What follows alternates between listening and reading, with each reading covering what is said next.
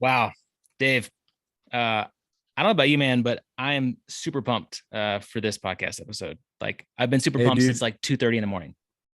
I've been super pumped for I think, or I'm sorry, John, when we started talking about this, you had mentioned this months ago. And then we talked about kind of the whole getting the ball rolling, having you and Anna on the show. And I've been super excited since then. It's, we're just so honored that you guys would take the time to be with us. John, you've been on the show before, so two-time guest. And now that you brought Anna to really up the game and turn it to a varsity level Yes. show. So we're really excited to have you guys. Super excited. I'm not even sure you need me here at all. Right? Exactly. Yes.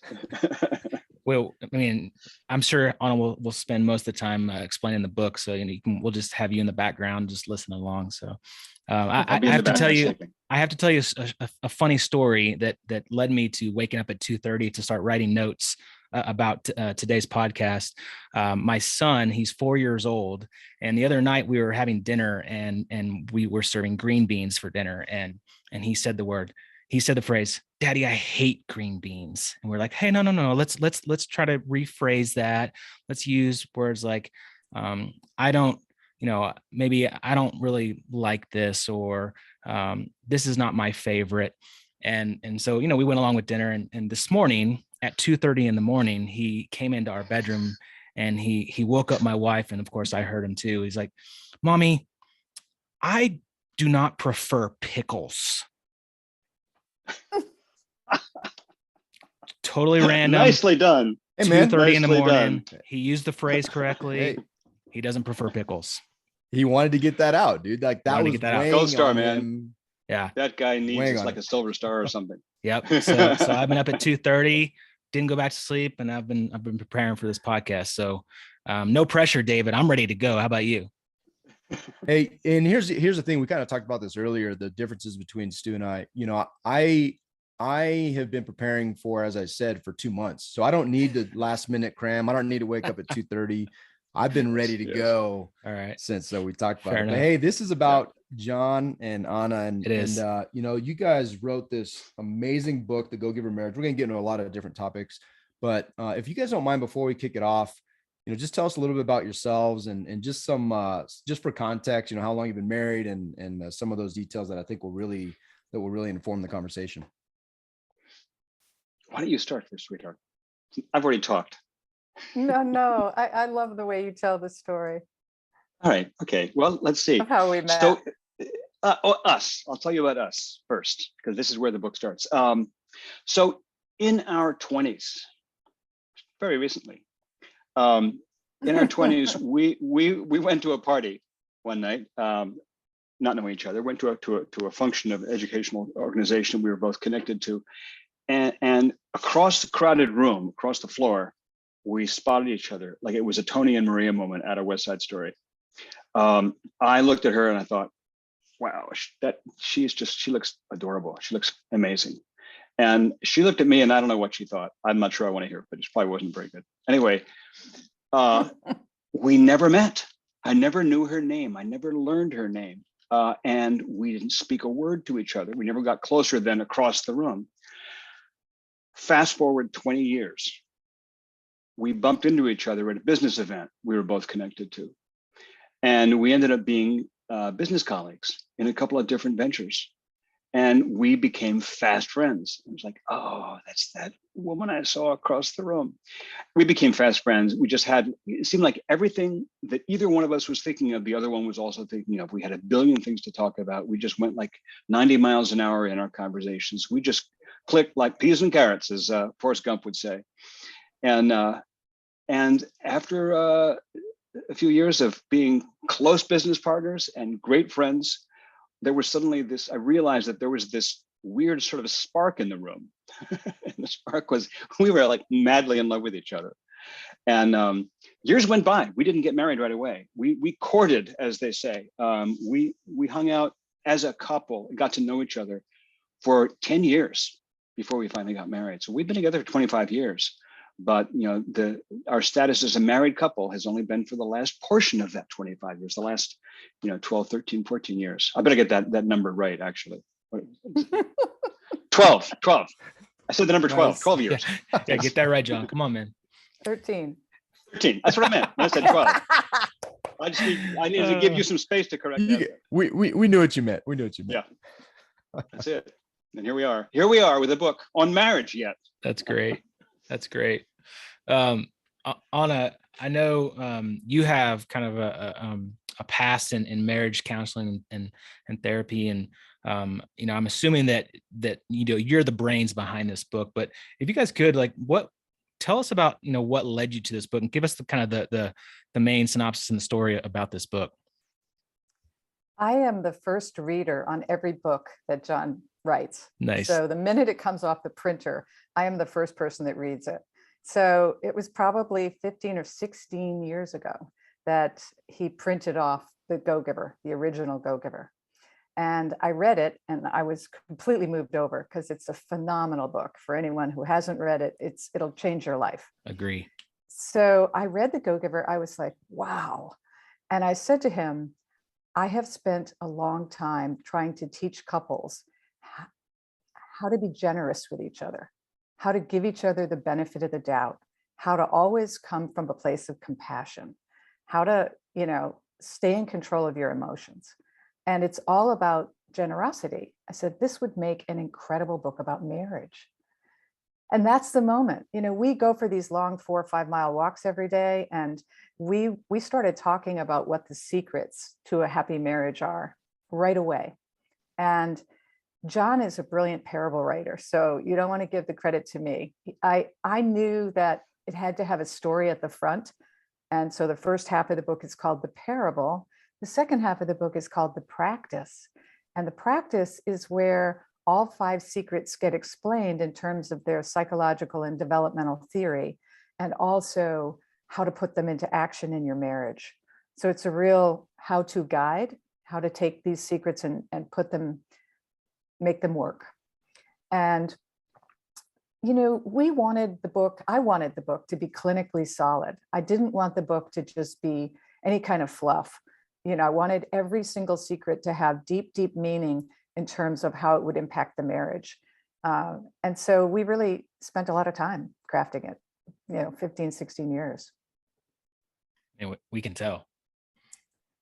Yeah. And I think one of the things that I love and that just fascinates me is the ability to take these deep principles and turn them into a story, the creative, magic behind that, the skill. I mean, it's a pure skill, right? And the Go-Giver book, it was life-changing for Stuart and I. I mean, I hang the principles up, I had them in my office at Generated Conversation. Now that we're at home, I'm gonna have to get a nicer version than just a printout, John. So if you can help me with that. But they're so formative, and it was such a transforming thing for our lives personally. But this book is just an extension to that. And I love how you said, Ana, that the Go-Giver can go into marriage, and you can use the concepts in marriage or relationships. But this book, it's the same thing. I don't want anybody to be fooled. Go-Giver Marriage, you can use this to apply to business partnerships, parenting, everything else as well.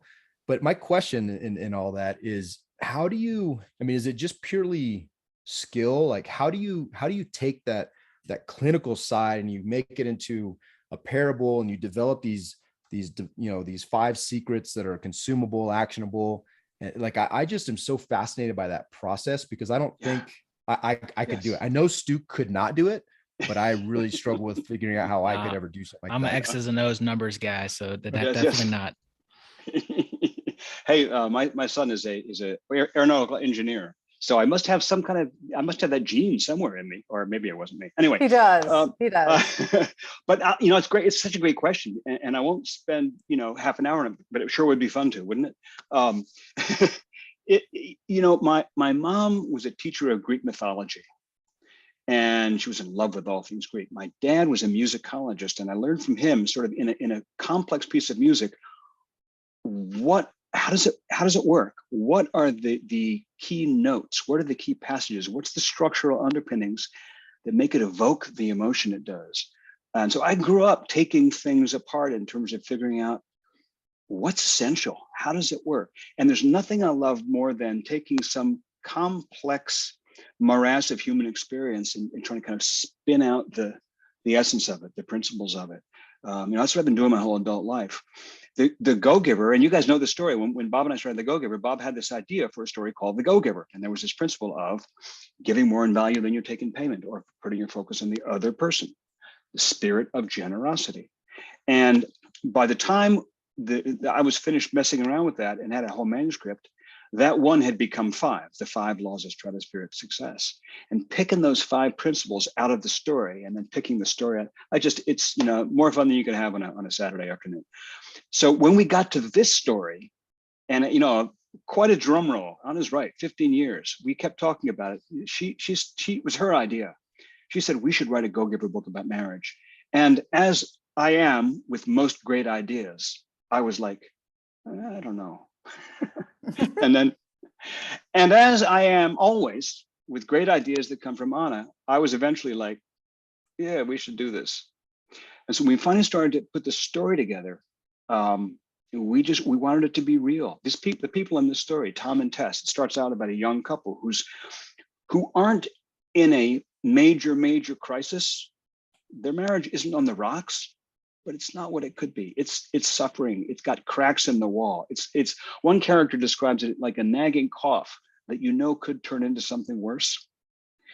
And we did that intentionally because that's where a lot of people are. A lot of people's marriages, they're not terrible. If you ask them, are you happy? They'd probably say, yeah, but it's not what it should be, not what it could be. Maybe it isn't what it once was. Because a lot of us understood these 5 secrets intuitively, or at least some of them, when we were first in love. Because when you're first in love, you're crazy and you throw logic out the window and you just do anything for this person, right? But then life interferes and you start forgetting what you know. You start forgetting what you have, and you start taking for granted where you are. And so we just wanted to bring that magic back, and that's the goal of the story, is to help evoke the feeling of what it's like to be in love. And then what it's like to have that love threatened by circumstance, and what it takes to pull those threads back and make it work. Sweetheart.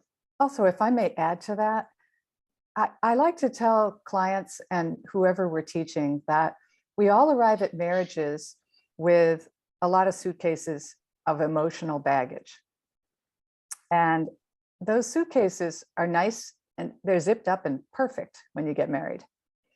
But then in the first 5 to 7 years, they start unpacking. Without your knowledge, all your emotional material starts to come into the marriage. And the intimacy of the marriage is either enhanced because you have compassion for each other's material and you talk about it and you share. If somebody's had a brutal childhood, and I don't mean like brutal as in being beaten. They could have a mother who was depressed. They could have a father who was hypercritical and who dismissed them a lot. Those things, you carry those things. And they either show up in the person that you marry or they show up in you. But either way, they show up. And what happens is you get into your typical patterns of how do you shut down? How do you stop this? How do you dismiss it? You just get into all the ways that you will block intimacy to block these emotions and feelings. And so if you don't get whole with yourself before you get married and or are open to your own personal growth, then you really, all of your relationships will be an attempt to heal yourself. And that's one of the primary focuses of the book, is that it's not sugar-coated. Difficult stuff happens. People have miscarriages, they have children with special needs, they have bankruptcies, people lose their jobs, parents die, stuff happens. And that's all the stuff that you have to take in stride, along with your spouse, best friend, and your co-team member, in the sense of, you're running a household together, you're raising children together, whatever the dynamic is. There's so much more than just you, but your emotional material will enter the picture. Even as a father, if you were severely neglected as a child, you don't even know how to be a father. It's a new discovery. Yeah, it's so interesting.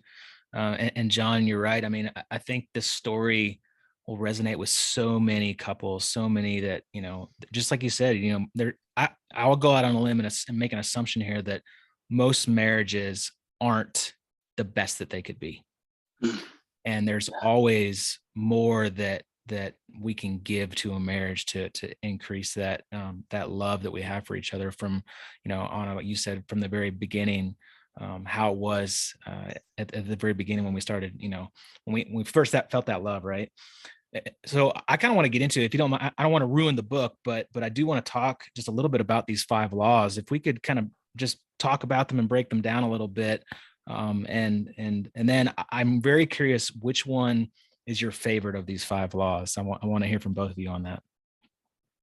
Well, let's take them one at a time, and let's start with somebody who knows more than I do. My love. All the secrets are designed with developmental theory underneath them. And what developmental theory is, in a nutshell, is what you needed as a child and as an adolescent. You also need it as a young adult and as a full adult.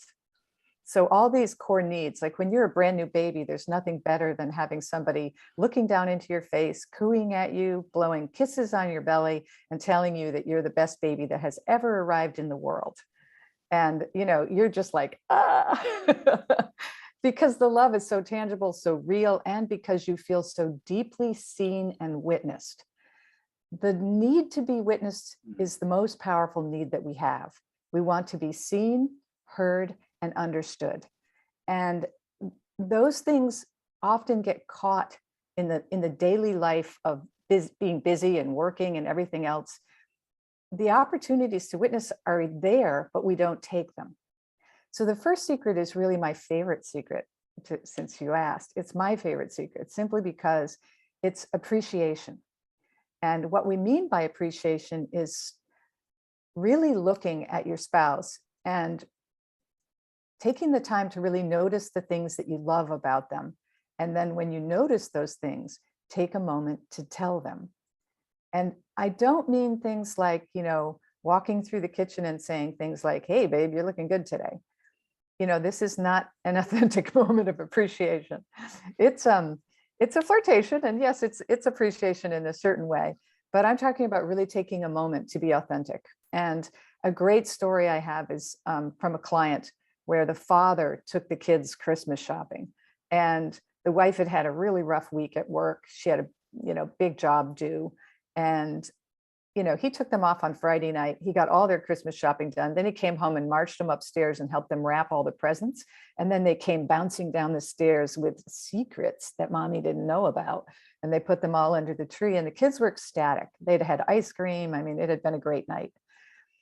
And she just about cried. She was so happy. So the next morning when they were having coffee, she really took the time to let him know that not only was he her hero, but that he had really just,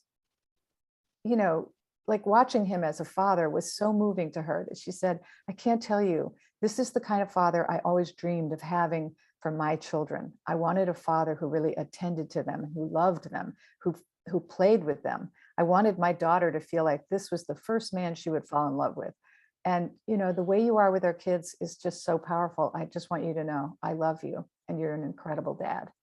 And he was like, she said he never runs out of things to say, but he was so blown off his chair. She said she could see him tearing up. And, moments like that are really powerful between a couple, and we all need them. Who doesn't feel insecure as a parent? I'm like tearing up with the story, just the impact of imagining that moment. And as Stu and I are, we're these military dudes, but we're crybabies, so don't be fooled, especially Stu. But I think that's so powerful, John, and we'll I'll turn it over to you for yours as well. But I think just envisioning the power of that moment, and then as picturing as a father receiving words of affirmation like that, I would be speechless as well. It would completely take me aback, but also be so fulfilling, Yeah. Oh yeah. It's so powerful. And the thing that Donna said, this appreciation, is that it sounds so simple. And the truth is, it is. And again, like I said earlier, most of us were doing this when we were first in love, right? When we were first courting. Those early weeks, you know, and days when you were first with your sweetheart, you couldn't say enough good things, right? You couldn't bring enough flowers. You couldn't go to enough movies. You couldn't do enough kind gestures. You couldn't, you know, pull out enough chairs. You couldn't tell her how beautiful she was and how amazing she was and how thoughtful she was and how great she was and how smart she was and how she was the best dancer you've ever seen. It just comes naturally. You're not even BSing. You're like, you mean it all. Because it's all true. It's all real. There's a line in the book that says, love is blind, right? No, love is not blind. Love has the eyes of an eagle. When you're in love, it's not that you're under an illusion. It's not that there's some veil over your eyes. It's that you have this X-ray vision where you actually see the incredible beauty in the other person. And it's really there, all that stuff you see. This is an amazing person. Every human being is an amazing person, right? And you have the privilege of seeing it. And then, like Anna said, the years go by and you have bills and you have kids and you have stress and you have tough times at work, you know, and so you park that in the back burner, assuming that she already knows you think she's great or that he's great. Well, yeah, but no, you got to keep saying it, because every one of us still has that little child inside lying there in the blanket needing to be told how amazing they are. That's all still us. And so go ahead. Can I add something to that?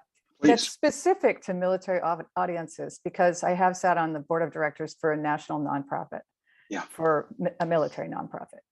And I've also spent a lot of time working with men who have what I call covert depression. And covert depression is the part of you that works out to excess because you don't feel good enough if you're not really stacked. It's the part of you that is insecure about who you are as a father, but you don't want anyone to know it. And it's the part of you that doesn't feel quite like you're succeeding in your career, but you're also hiding that. And so you're working so hard to keep all this insecurity in all kinds of areas under wraps, that you're walking around with a mild depression that you're just keeping completely hidden. And it affects every relationship you're in. But I find that in the military, there's so much about honor and being your best. And it's a very high standard. And I think that men are so prone to striving to really high standards and holding themselves accountable. And then in the comparing themselves to others or comparing themselves in the workplace or whatever, they can feel as though they're not measuring up. And I just think it's a unique kind of stress that is very, very, very difficult. Yeah, that's incredibly insightful. And thank you for sharing that. I've not thought of it, that way. The one encouraging thing is that Stu, with the stacked part of it, it's not really an issue for him. Not an issue. But no, I got a hurt shoulder. I haven't, yeah, that's right. my that's excuse. Right. Only struggling to hold yourself to a lower standard. But just such a that's so insightful, and I think powerful, and I hope our listeners will, a lot of them are military. I hope they rewind, and even if you're not military, those things I think could be characteristic of really, especially the guys that we surround ourselves with, mostly men. They're all striving to be so good, and that's the language you use, to be better. How do we be our best? How do we how do we growth mindset? And well, there's a dark side to that as well, and it's the I think you naming that is so powerful for us. So thank you for that. It also raises addictions like pornography and other addictions, because when you're depressed, you tend to go toward things that are what I call addictions attachments, things that you kind of keep off to the side. It's your little dark side, but you keep it simply because it's a place where you can kind of go mindless.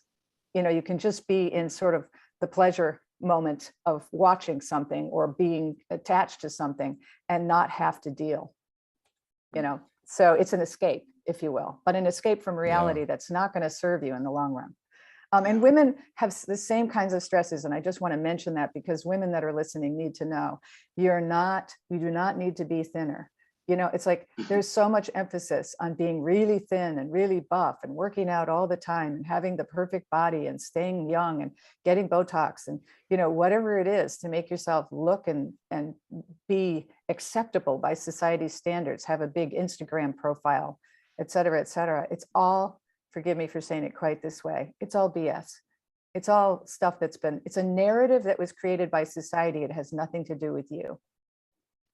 Yeah, media has a strong hold on that for sure. It's kind of crazy. Well, how about number 2? What's the second law? I was going to say, you see why before we go into that real quick, I just want to highlight what I love about these laws too is that they're some of them are you know, they are the solution to some of these issues. So if you feel appreciated, if somebody is appreciating you, Stuart, if you would appreciate me as a business partner, maybe I would be built up a little more and not have to look elsewhere for, you know, for better friends. But in all seriousness, if you, and it's not about you, right? It's about if your wife or your husband or whomever is struggling with these things, and you may not even know it because it's their dark place or Yes. what, you know, it's hidden from you.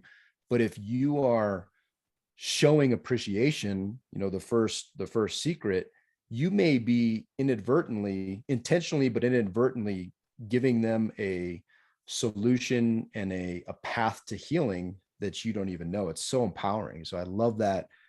I also love and appreciation as the first secret because it's so powerful. Yeah, and you just, you know, you pointed out something really, really powerful there within that, which is you often don't know what's going on with the other person. In fact, you usually don't know what's going on with you. You don't really know what's going on with the other person. None of us do, you know. You know, one a saying that I heard that I love is be kind. The other person is almost always suffering more than they let on. And this is just true. And that is actually a beautiful segue to one of my favorite secrets. You know, I have 5 favorites among these 5 secrets. One of them, it's like, you know, you have 5 kids. Who's your favorite? But one of them is, you know, speaks to what you were just talking about. It's number 3, and we call it allow. And, you know, going back to being a kid, let's say you're being a kid and you throw a tantrum and you know you're being a bad boy or a bad girl. You know you're out of control. You know that you've lost it on some level, but you just can't help it. You just do it. You're out of control. And what do your parents do? They lock you in the room and say, you're awful. I never want to see you again. We hope that they don't do that. What they probably do is they just leave you alone. They say, well, look at that. Wow. And then when you're finished, they say, we all done? Okay. And they move on and they do something else. We also need that as adults. The third secret is called allow. And it's not about tantrums. What allow is about, it's about the in sickness part of in sickness and in health. It's about the poor part of for richer or for poorer. It's about the worst part of for better or for worse. It's about the times when we're suffering stress, when times are difficult, when your spouse has something going on. And this can be a big deal. Like they have something going on, like, you know, a friend died or a parent died or they lost their job or they've been, you know, they've been through a surgery, something big. Or it can be like they didn't sleep last night. Something is just at the moment, this day happens to be taking them out a little bit. The third secret is about giving them space, giving them compassion, giving them a little bit of extra cushion. It's giving them the benefit of the doubt and assuming that they mean well. So like if your spouse is a little bit snippy, instead of getting snippy right back, getting aggressive with them or getting defensive with yourself, and either one, it doesn't matter if you're aggressive or you're defensive, what you're doing is separating the two of you. Instead of doing either of those things, taking a breath and having the emotional intelligence or the maturity to say in yourself, this is their snippiness, not mine. Something's up with them and I don't know what it is, and it doesn't matter. I'm just going to be here for them. And then you're just there for them. That might mean taking an extra load of chores, even though it wasn't agreed that you'd do that, you do it anyway. Or it might mean, like Ana said, taking the kids out to go Christmas shopping just to take a load off the poor woman's, you know, plate.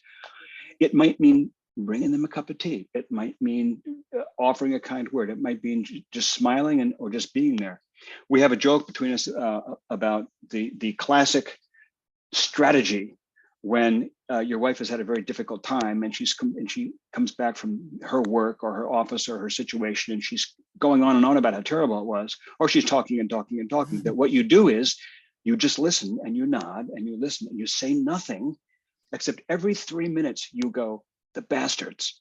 And then you say nothing for another 3 minutes. And then you just say, the bastards.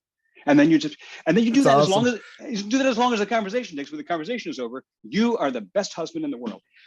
What if you're talking about your kid? What if you're talking about your kids?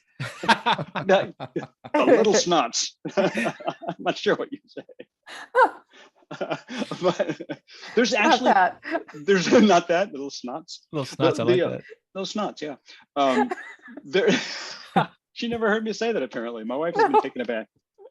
There's a moment like this in the story, actually, and I want to say that in the parable, the story about Tom and Tess and the very wise people that they meet. In the story, Tom is going for the business interview of his life, so it's like the most important day in his life in a way. And as the day unrolls, both Tom and his wife Tess start to realize that things aren't as well in their marriage as they'd like them to be, and start to learn these 5 secrets. But there's a kind of like a fairy tale or a little story within the story, because one of the characters, the guy who's interviewing Tom for the job, starts to tell this story out of left field, this little fable.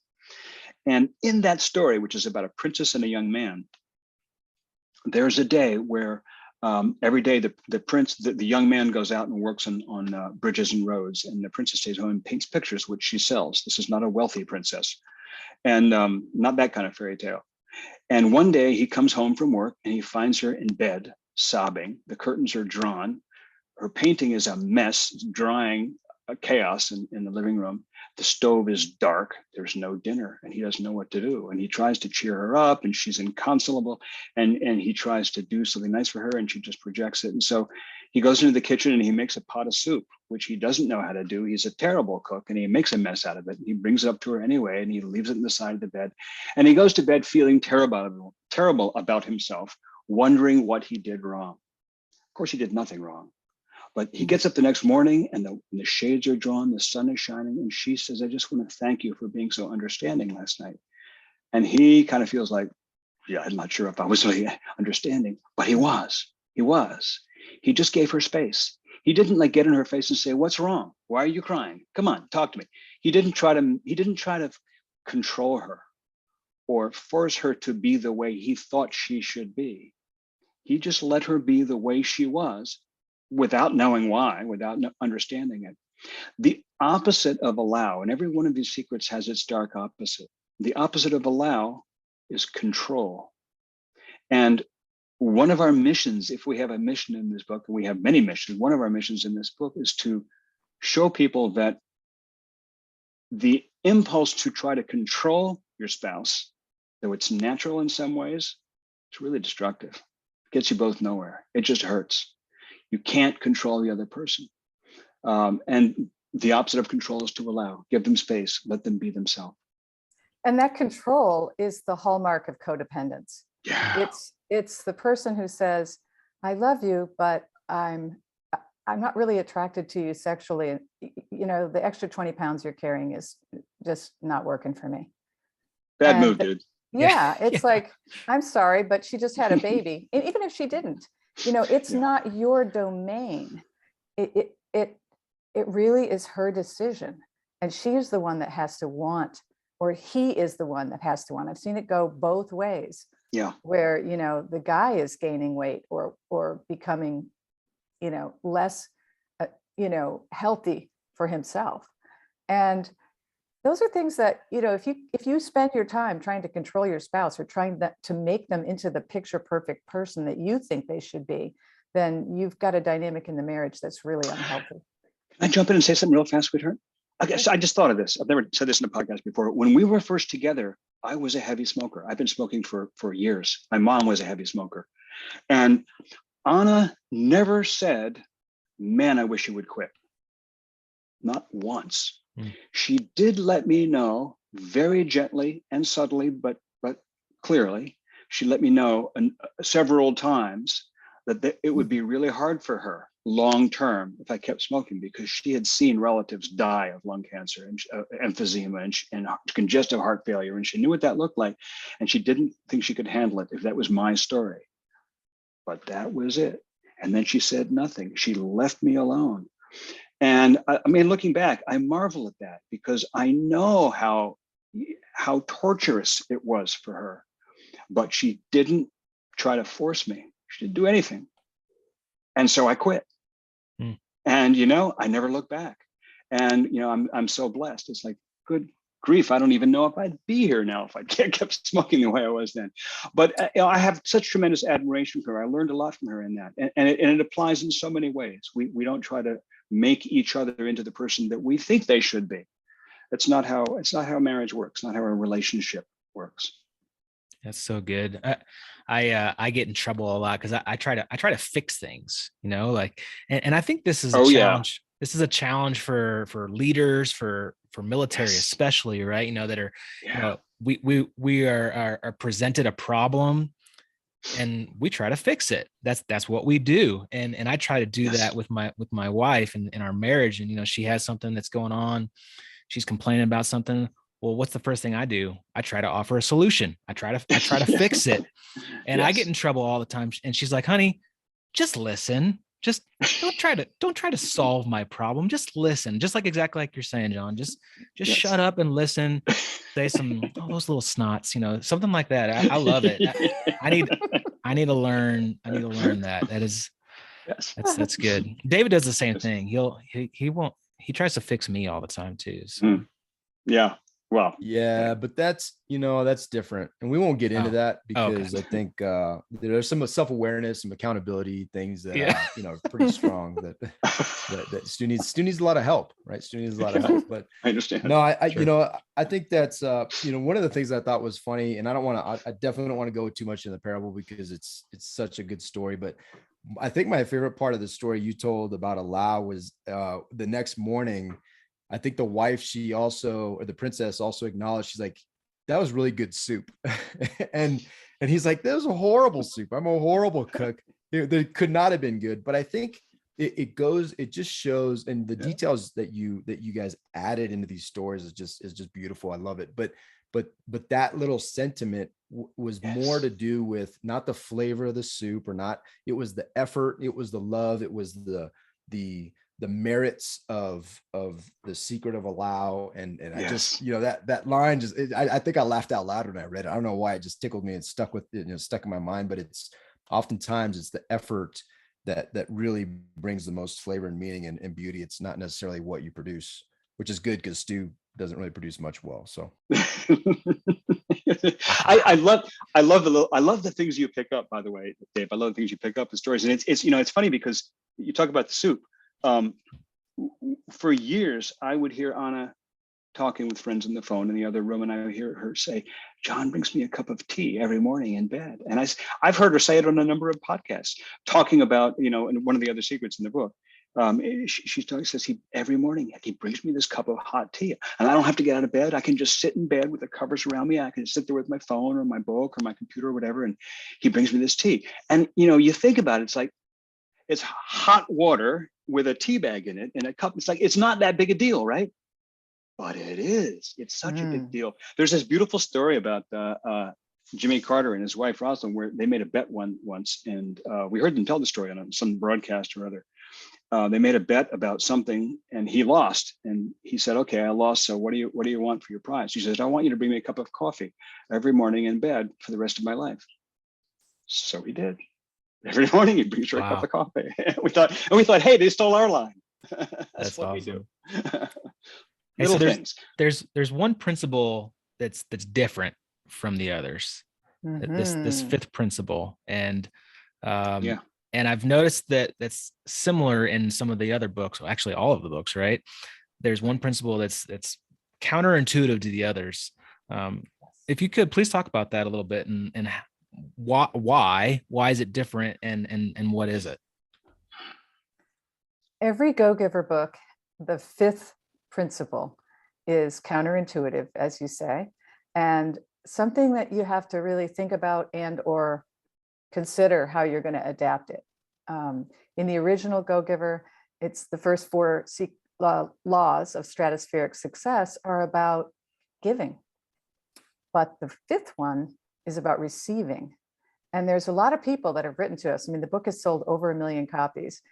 People write to us all the time saying, you know, I'm really good with the first four secrets, but that fifth one, man, I'm still trying to figure out how to receive. Yeah, it's hard. So in the marriage, when people get married, they really want to almost merge. They want to have this really powerful bond. And a lot of people go into a marriage expecting the marriage to give them the nourishment that they need personally. And so the fifth secret is counterintuitive. It's not about giving to your spouse, it's about giving to yourself. And it is specifically to grow. And I know you guys, this podcast is all about growth mindset and how to, you know, keep your life moving forward and growing.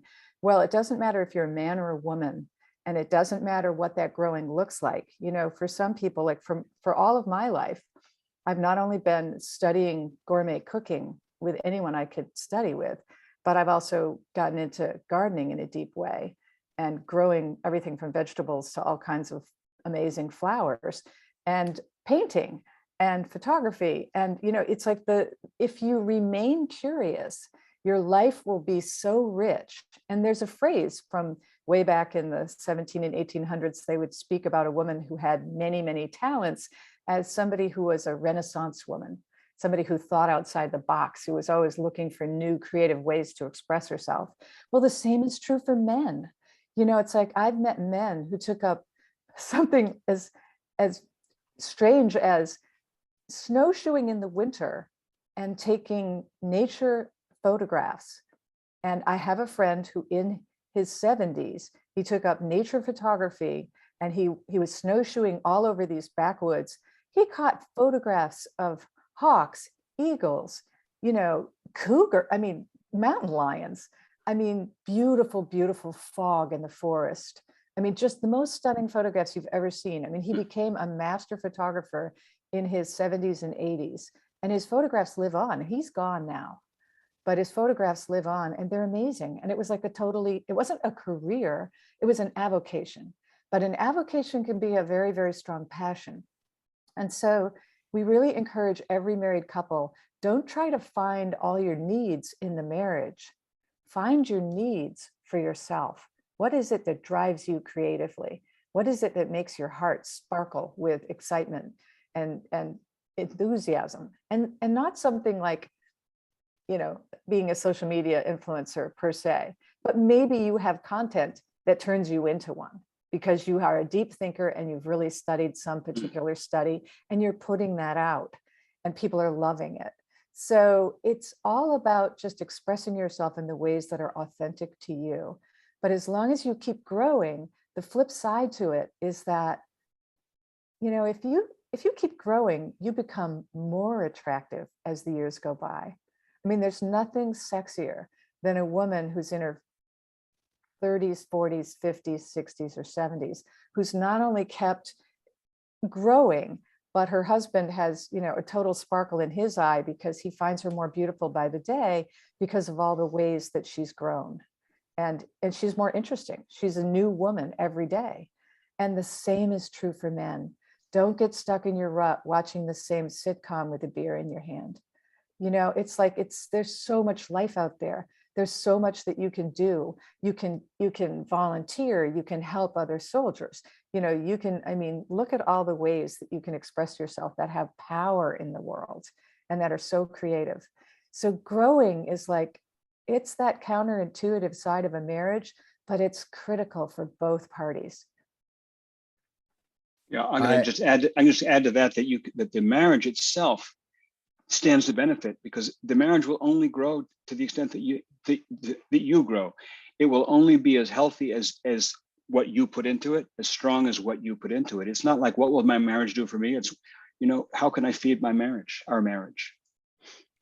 Yeah, I love that. You know, Ana, thank you for that. It's it's funny because Stu and I have really been focusing on bringing groups of men together, a particular group of men together, to try to do this growth, focus on growth and being better. But one of the things that you highlighted that I love so much is that activity, the growth through the activity and the new experiences, and some of the things that we're looking at are that's mandatory. That's going to be mandatory is fun, and creating opportunities for us as men to get together. And it's going to be a core value. It's not going to be conferences and marriage counseling and all this stuff. Those might be elements of it, but it's going to be get together, go out in the woods and just do something fun and be men, be boys, right? One of my favorite things, and some people look at it, and then someone made a joke yesterday to my wife, but my wife always said we had to have kids so that my husband has somebody to play with, because he's a giant child. and yesterday great. I was throwing snowballs over my wife and one of the other moms as we were walking back in a beautiful Colorado day from the bus stop. And the other woman turned around. She's like, which one of your children, to include your husband, is throwing these snowballs over us? And it was me. But I love how you frame that, because those things that you do, while they can be characterized as fun and maybe even a hall pass to go to the mountains, they're growth minded. They're activities that make you more full, more rich, and they bring life to your marriage because you're getting better. And I think people miss, especially in a marriage, they miss the opportunity to continue to grow as individuals, to bring more to the marriage. They like you said, they sit and watch the sitcoms and they kind of die a slow death instead of enriching their marriage through very intentional activities, through very intentional secrets, and very intentional ways to grow themselves. And there's so much beauty in that counterintuitive secret of growth. I just really appreciate you guys sharing that, because I think people need to hear it and give themselves permission to be the best versions of themselves, so they can bring that into the marriage, into their home, as a father, as a mother. And that's just it's such an amazing thing that you guys are bringing out. So thank you for that. Well, nicely said. Yeah. And it's so easy to drop to the side. I mean, I see it with women sometimes who will focus totally on raising children. And then when the children leave the nest, she's like heartbroken and doesn't know who she is. And there's no need for that to be the truth. Especially if parents are really co-parenting. It's like, it's wonderful when a father plays with his kids, because it's what they need and want. I mean, mom is home with them, or, juggling all kinds of things, from dentist appointments and doctor's appointments. And, it's not to be sexist about who does what, but to say that, kids need that. And they also need adults who model that they're still continuing to grow. Yeah. Because when they see you as an adult learning a new language at 30, or deciding to take up a new avocation, completely new, something that you're very interested in. I mean, we have a couple of friends who have started a marriage ministry, and their marriage ministry has become like a really passionate thing for both of them. But for her, it's a real, it's just really a passion. And so they're growing like crazy. They're learning so much. They're interviewing interesting people all the time. And yeah, those are the things that your children need to see. They need to see that you're growing. Super cool. Yeah, there's this easy sort of misunderstanding, misconstruence that people can get into, which is, I'm sacrificing happiness in my life for the sake of the children. And there's something to be said for sacrifice for the sake of your kids. You do a lot for your kids that stretch you and that are not always easy. Of course, we do anything for our kids. At the same time, this idea that I'm going to sacrifice myself for the sake of the kids, that often ends up hurting the kids even more, because if you starve yourself, it's like when the plane is going down, they tell you fasten your seatbelt and put the oxygen mask on yourself first. Yeah. Because if you don't, you'll be no good to anybody.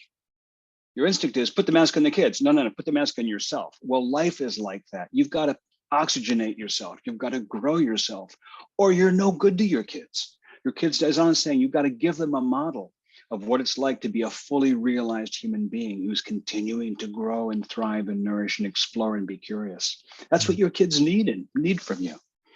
Yeah, so good.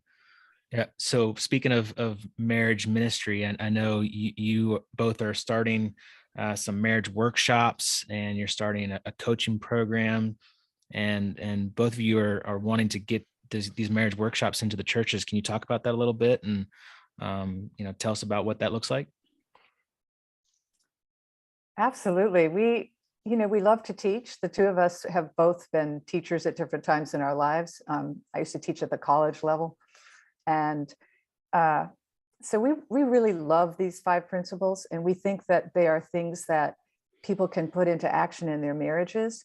So we're teaching workshops that are on Zoom that allow, a bunch of people to be in the same room and to get a really specific training on the 5 secrets, where we can do a deep dive. I mean, there's not enough time in an hour to really cover it all unless we just go secret by secret by secret and really dive deep. But these are about 2 to 2.5 hour long workshops, but you can do them from your home. You can sign up for them on our website. We run them for 10 to 35 people. And that way, when it fills up and we've got 10, we run them, and people can get in and take the workshop. We also, the second part of the workshop is Q&A. And we put a lot of emphasis on that, because people always have questions like, what about this? This is happening in my marriage, and I want to understand, how can I shift this? And if you really look at the 5 secrets, every single time there's something that will apply to whatever's going on. Every now and then we do say to someone, it would be really good for you to see a professional. The two of you need to see a counselor, if there's anything serious going on. But so those are the workshops. The coaches training program starts in the fall, and people can sign up now. We have financing programs so that people can finance it.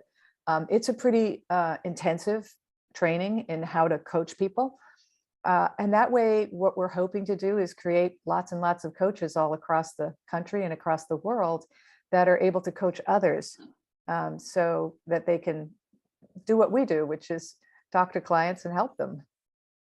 I'd like to just add a point to the workshops piece, which is, I want to make sure that we make it clear that it is Living the 5 Secrets workshop, and it's not, you don't have to be a couple to attend. It's not only for married people, it's also for singles, or it can be one member of a couple, or it can be people who aren't married or in a couple but would like to be in a relationship, or it's for anybody really. And part of the idea there, and this is an idea that's expressed in the book, is that some of the most powerful work we do, and I don't know that in Ana's career, some of the most powerful work she does is with one person, one member of the couple, not with both in a room. With both in a room, frequently that can devolve into a scorekeeping session of who did what wrong and what's wrong with you, and who is more at fault, who bears more of the responsibility for this mess we're describing to our therapist. Oh, our time is up. I'm so sorry. And what can be a lot more fruitful is to have one person in the room and have it really be about coaching. Because in truth, when you work on a marriage, you don't work on the marriage, you work on yourself. That's how you work on the marriage. Because you can't change the other person. You can change yourself. You can grow yourself. So the workshop, yes, married couples are certainly welcome in the workshop, but it's not a place for group therapy where we're going to have couples start hashing out their he said, she said in front of a Zoom audience. It's very positively oriented, skills oriented. Here's a situation. Here's what we can do to grow in that. And also, we made it very affordable, because we don't believe in we really believe that a lot of people are struggling. The pandemic has changed the reality of finances across the country. And so we really want it to be something that's accessible for people. So if they go to our website, which is gogivermarriage.com, all one word, there's a site, there's a page with our programs, and people can sign up directly there. They can also contact us if they've read the book. We love feedback. We love to hear what you're thinking. We will always answer your letters, and they go directly to the two of us. Well, we love the book. It was amazing. Yay. I love the book. Yeah. We Ana and loved John. writing it, I'll tell you. No, we can tell. It was. It's you know, it's our love letter to the world, really, and it's in many ways it's also a love letter to each other. We're really thrilled to be able to chat with you guys about it. Yeah, well, thank you so much for coming on. This was a pleasure for sure. We really enjoyed this conversation. We love the book, and we hope that our entire audience goes and buys the book. It comes out March 8th. Is that correct? Yes. Correct. Okay, March 8th. If they pre-order, there's special gifts that they get from us. Master classes that are pre-recorded about, diffusing anger and other really cool gifts. So super cool. Yeah. All right. Well, we're gonna put the website in the show notes. David, you got anything else? Yeah, no, I just want to encourage both of you. I can't, and I don't typically, there's not. I guard the things that, Stu and I guard the things that we intake. And I can honestly tell you that the Go Giver series, so the Go Giver itself was hugely formative. It was extremely important to Stuart and I. It really changed the way that, I thought of things. It was very much akin to, for a lot of investors, Rich Dad, Poor Dad is like the book that brings them in. It changes the way that they think about things. Well, I'll tell you, Go Giver was more impactful because it wasn't about investing and changing a mindset. It was about changing the way that I look at life. And I'll tell you, this book is incredible. I mean, I was telling you guys before we started recording that, as I'm consuming the pages, it's taking me a while because I'm being convicted in my heart on my marriage and how I should, treat my wife, treat my children, how my responsibility to be better for them will grow the marriage, the relationship, how I should be a better business partner. And it's really, really tempting to think of how Stu should be better, but that's not the point of the book. The book is how can I, hey, you gotta believe, you gotta believe in your partner. You gotta believe, you gotta believe. But, I know that everything you guys put out is it's changing lives, and you will not know until you get to heaven how many lives you've touched and how many people have been impacted by your book. But I can tell you that it's significant. And it warms my heart, not only to read it, but also to be on this podcast with you guys and just knowing the impact that I know you're making in circles that you will never know, never understand unless they have the courage to reach out to you. So I just, on behalf of those that maybe are too shy to reach out, I want to affirm you and tell you that it is hugely powerful. You guys are amazing. I love the book. I love you guys. It's great having you back on, John. And anything you put out, I told you this before, anything that has John David Mann on the cover, I'm going to read it. So I appreciate you guys. You guys have a generous spirit. Yes. Thank you so much. Well, guys and gals, go pre-order the book so you can get all the good stuff. Yeah. We'll put it on the show notes. Comes out March 8th, and go check it out. Share this podcast episode, please. Screenshot. Hey, buy the book for a friend, give it out as a gift. And most importantly, go fill your storehouse. Hey, make it a great day, friends. Thank you, John. Thank you, Ana. Have a great day.